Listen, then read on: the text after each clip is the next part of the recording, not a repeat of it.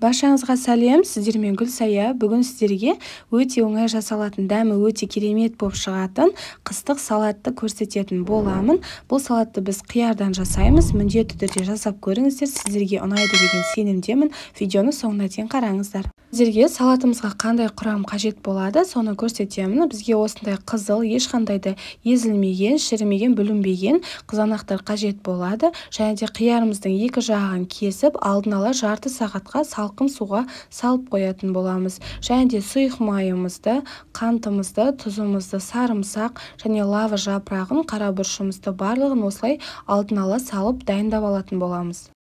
Ең алдымен қызанақтарымызды дайындайтын боламыз. Артық жерін осылай пышақпен алып тастаймыз. Егер де сізде массировка болатын болса, массировкаға өтетіндей қылып кессеңіздер болады. Менде массировка болмағандықтан мен қазір блендермен езетін боламын.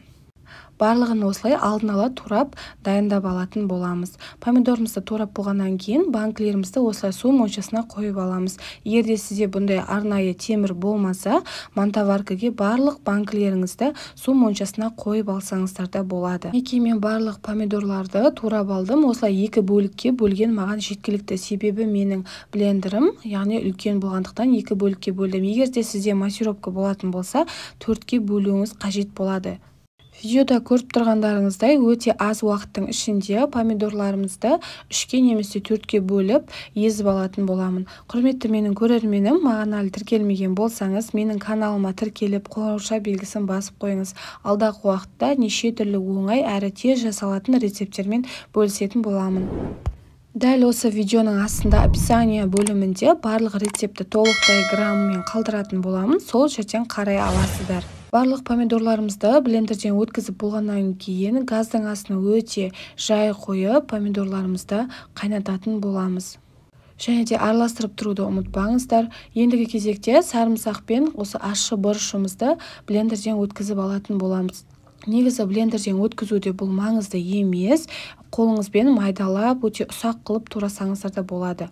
Шамамен 10 минут өткеннен кейін біздің помидорларымыз осылай жайлап қайнай бастайды. Сол кезде біз қиярларымызды турап бастайтын боламыз. Ортасын осылай пышақпен кесіп, әдемі осы ирек пышақпен кессеңіздер өте әдемі болады. Негізі ол міндетті емес, сізде ондай болмаса, кәдімгі пышақпен кесе берсеңіздер де болады. Видеода көріп тұрғандарыңыздай помидорларымыз осылай әдемі болып қайнайды, үстіне осылай көбіктері шығады. Ешқандай да көбікті алудың қажеті жоқ. Алдын ала осы блендерден өткізіп алған сарымсақ пен ащы бұрышымызды салып, жақсылап тағы да бір рет араластырып 5 минуттай қайнатамыз. Яғни 5 минутта біздің сарымсақтарымыз пісуі қажет. Осы кезде барлық қиярларымызды толықтай турап алдым. Енді қайнап болғаннан кейін, шамамен 5 минут өткеннен кейін қиярларымызды салып, тағы да жақсылап араластыратын боламыз. Негізінде, егер де сіз тәтті бұрышты жақсы көрсеңіз, қиярдың қасына қосуыңызға болады. Бірақ та мен олай жасаған жоқпын. Қиярды салғаннан кейін осылай көлемі шамалы үлкейетін болады. Тағы да бір жақсылап қайнатып аламыз. Және де дәміне қарай тұзымызды қосамыз. Және де қантымызды қосатын боламыз. Міндетті түрде өзіңіздің жасап жатқан салатыңызға қарап, дәміне қарап қосыңыздар. Бұл салатқа ешқандай да су қоспайсыздар, өте дәмді болып шығады. Және де қара бұрыштары шамамен 15-20 штугын салсаңыз жеткілікті. Осылай лава жапырағын және де ең соңында осы сұйық майымызды құятын боламыз. Біздің жасап жатырған салатымызды барлығы қолжетімді заттардан жасалады, үйдегі бар қарапайым заттардан жасалады. Сондықтан міндетті түрде жасап көріңіздер. Ең соңында осылай уксусымызды құятын боламыз. Төменде описание бөлімінде айтқанымдай барлығын жазып кеттім. Тағы да бір кішкене қайнатып аламыз да үстіне зеленді салатын боламыз. Өзіңіз қалаған кинза, укроп, базилик салсаңыздар да болады. Укропымды салып, жақсылап араластырып 10 минуттай қайнатамыз. 10 минуттан кейін біздің қиярымыздың осындай әдемі түске енетін болады. Салатымыз осымен дайын. Міндетті түрде газдың астын өшірмей ең жай отқа қойып қоямыз да салатымызды ыстықтай алдын ала су моншасына булап алған осы банкілерімізге құйып алатын боламыз. Қоюынан және сұйығынан бірден ыстықтай бетін жабатын боламыз. Осымен біздің салатымыз дайын.